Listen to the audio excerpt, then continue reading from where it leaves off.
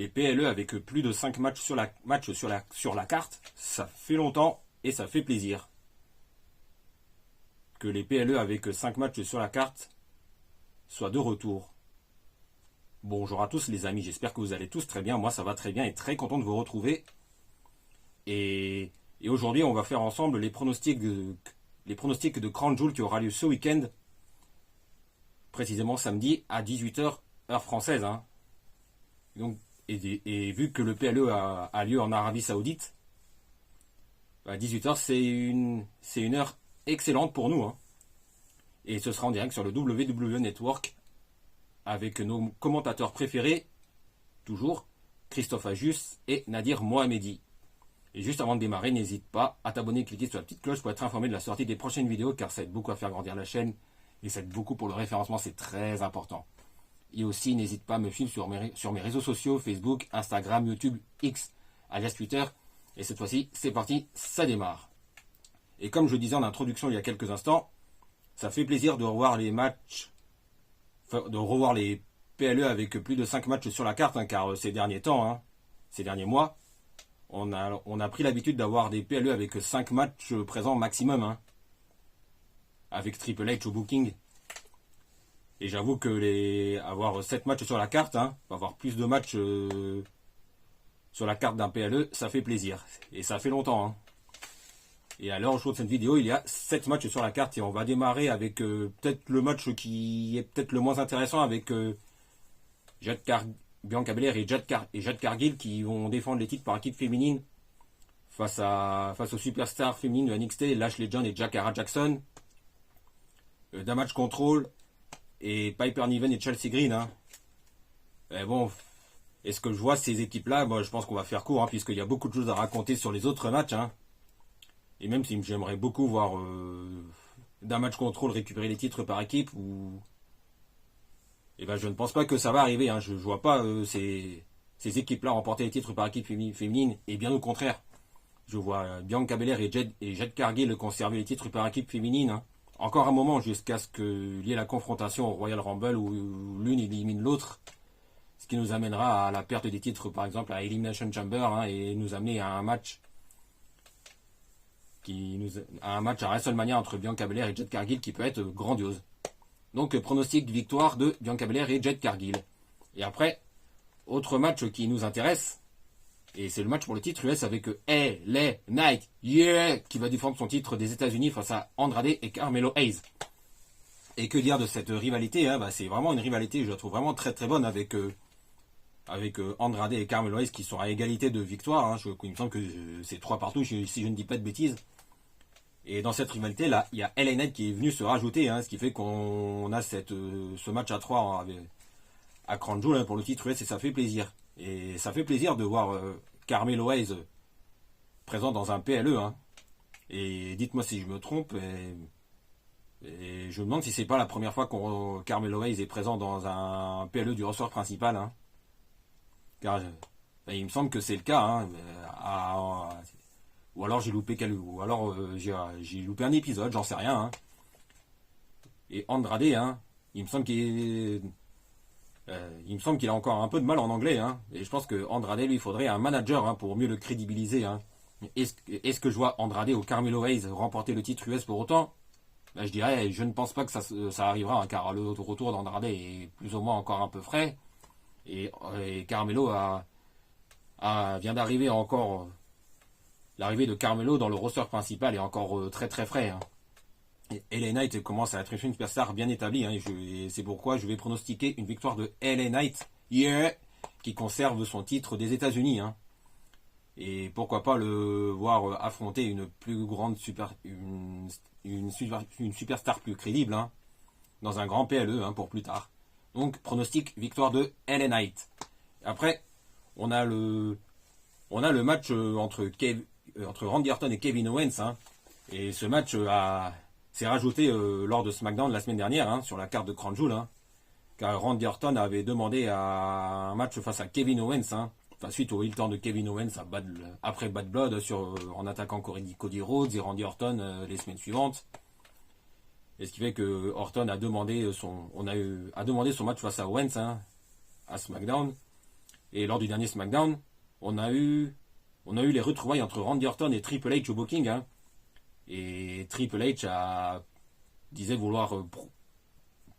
Triple H, en fin de compte, protège Randy Orton. Hein. Et au final, Triple H a accepté le match entre Randy Orton et Kevin Owens à Crown Jewel. Hein.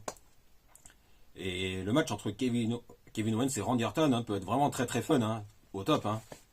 Car Randy Orton a l'expérience des PLE, des plus grands PLE, et qui est plusieurs fois champion du monde, enfin 14 si je ne dis pas de bêtises. Et Kevin Owens, hein, qui depuis son heel turn est redevenu plus intéressant. Hein. Et pour ce qui est de la victoire, hein, même si j'aimerais beaucoup voir Randy Orton remporter ce match, hein, je vais tout de même pronostiquer une victoire de Kevin Owens hein, qui va remporter son match et qui va intervenir dans un des matchs bien plus tard, mais on en reparlera plus tard dans la vidéo. Donc je vais pronostiquer une victoire de Kevin Owens, d'une manière fourbe. Mais Owens ne gagnera pas clean, je pense. Hein. Et après, on a le match entre Seth Rollins et Bronson Reed. Hein, et que dire, la rivalité entre Rollins et Reed, c'est un très très bon programme. Hein, et Bronson Reed est largement mis en valeur. Hein, car ces derniers mois à Raw, hein, et on a eu notamment son énorme programme face à Braun Strowman avec notamment le Last Man Standing qui était vraiment excellent hein, et qui aurait dû avoir sa place sur la carte de Bad Blood. Hein. Enfin bon, ça c'est tout autre chose. Hein. Et Bronson Reed hein, est mis en avant et ça fait plaisir à voir. Hein, de voir Bronson Reed dans un gros programme avec Seth Rollins hein, qui est déjà une superstar établie, hein, qui est déjà un main eventer établi. Et pour ce qui est du gagnant, même si j'aimerais beaucoup voir Seth Rollins remporter ce match, je vais tout de même pronostiquer une victoire de Bronson Reed hein, afin de lui faire continuer sur sa lancée hein, et de faire continuer son push hein, afin de l'emmener vers un autre plus grand programme, on va dire. Hein. Car Bronson Reed fait vraiment partie des meilleurs heels du moment à la WWE. Hein. Et Seth Rollins, étant dit que pour Seth Rollins, hein, une défaite ne va pas le décrédibiliser car il est, comme je disais, c'est une superstar déjà établie, qui est déjà main eventer crédible. Et d'autant plus que Seth Rollins, son prochain programme, ce sera face à CM Punk. Hein. Et un Rollins Punk à WrestleMania, on prend, on valide. Et du coup, comme je disais, victoire de Bronson Reed, c'est mon pronostic. Et après, on a les matchs qui ont vraiment peu d'importance, mais scénaristiquement qui peuvent être intéressants. Hein. C'est les matchs pour les titres Crown Jewel féminin et masculin, et on va démarrer par le féminin avec Nia Jax qui va affronter Liv Morgan hein, pour le titre féminin Crown Jewel. Hein. Et je pense qu'il y aura des interventions dans ce match, et je pense que Rhea Ripley va jouer un rôle important hein, dans la défaite sur ce match. Hein. Et je vois clairement Rhea Ripley intervenir afin de coter la victoire à Liv Morgan, ce qui permettra à Nia Jax de remporter ce match et être championne féminine Crown Jewel, hein, même si ce titre n'a peu d'intérêt, quoi, hein, comme pour l'autre version masculine d'ailleurs. Hein. Et après, hein, pourquoi pas peut-être un cash-in Money in the Bank de Tiffany Stratton avec succès afin de devenir championne du monde féminine pour la première fois à la WWE. Hein. Voilà, c'est mon pronostic. Et après, autre match, mais c'est pour le titre Crown Jewel masculin, hein, mais c'est vraiment un titre qui sert vraiment pas à grand chose. Hein. Mais toutefois, le match entre Gunther et Cody Rhodes est vraiment très intéressant hein, sur le papier. Hein, avec Cody, champion de la WWE, qui va affronter Gunther, champion du monde poids lourd. Et il y a plusieurs interventions possibles. Hein. Il peut y avoir une intervention de Kevin Owens, venir coter le match à Cody, et les interventions de Bill Goldberg ou Damien Priest hein, pour venir coter la victoire au général du ring Gunther. Hein. Et c'est là où j'en viens que là j'ai vraiment très peur on a tous très peur d'une intervention de Bill Goldberg hein, qui pourrait clairement intervenir hein, pour coter le match à Gunther hein, vu le segment qu'on a eu à Bad Blood entre les deux. Et j'ai dit Damien Priest puisque on a eu la confrontation entre Gunther et Damien Priest il y a une semaine à Raw, je crois, hein, où Damien Priest avait dit à Gunther qu'il viendrait prendre sa revanche pour le titre afin de récupérer le titre poids lourd. Et là, c'est un pronostic où je vais oser. Hein, et là, je prends le risque. Ben, je vais oser. Ben, je vais pronostiquer une victoire de Gunther, hein, suite à une intervention de Kevin Owens qui viendra coûter la victoire à Cody Rhodes. Hein, ce qui nous amènera à la revanche entre Cody Rhodes et Kevin Owens pour le titre WWE au Survivor Series, hein, qui aura lieu au Canada. Hein. Et du coup, et justement, hein, du coup, les Survivor Series auront lieu chez Kevin Owens au Canada. Hein. Et je vois bien que Kevin Owens tout faire pour récupérer le titre, hein, être tout proche de remporter le match. Mais on sait tous que Cody va rester encore champion WWE encore un moment. Et c'est pourquoi je vais pronostiquer une victoire de Gunther, hein, suite à une intervention de Kevin Owens. Mais j'ai vraiment très peur d'une intervention de Bill Goldberg, sans vous mentir. Et après, on passe au main event, hein, avec la Bloodline originale qui va affronter la Bloodline 2.0. Hein. Et comme vous le savez, hein, ces dernières semaines, hein, récemment, hein, on a eu la réunification de la Bloodline avec Roman Reigns, le vrai OTC, hein, le vrai Tribal Chief, Jay et Jimmy Uso. Hein. Et on a eu... et en face, on a toujours la Bloodline 2.0 avec Solo Sikoa, Tama Tonga, Tonga Loa et Jacob Fatu. Hein. Et cette semaine, hein, ces dernières semaines, on a bel et bien eu la réunification et ça fait plaisir à voir. Hein.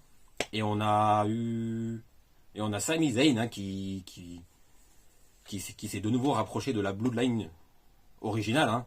Et c'est pas étonnant, hein, vu le passif entre Sami Zayn et la Bloodline originale. Hein.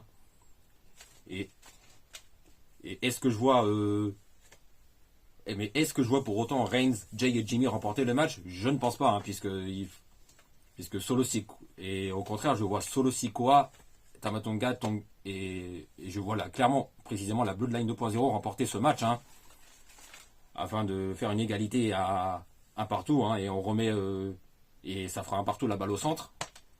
Et c'est ça qui va nous amener à l'intervention, qui pourrait nous amener aux interventions de Hikuleo, hein, qui viendrait aider la Bloodline 2.0, hein, et tout en attaquant Sami Zayn qui serait intervenu, hein, dans le match. Hein.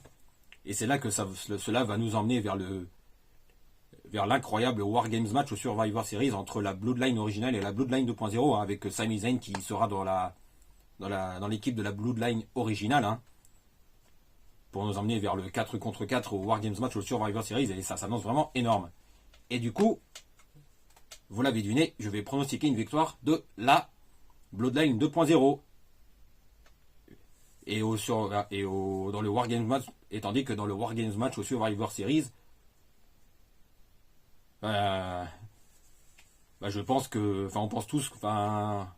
on sait tous que Roman Reigns, Jey Uso et Jimmy Uso, hein, la Bloodline originale va remporter le War Games match lors des Survivor Series. Bon, voilà, les amis, je crois que c'est tout pour aujourd'hui. Hein. Et n'hésitez pas à vous abonner et cliquer sur la petite cloche pour être informé de la sortie des prochaines vidéos.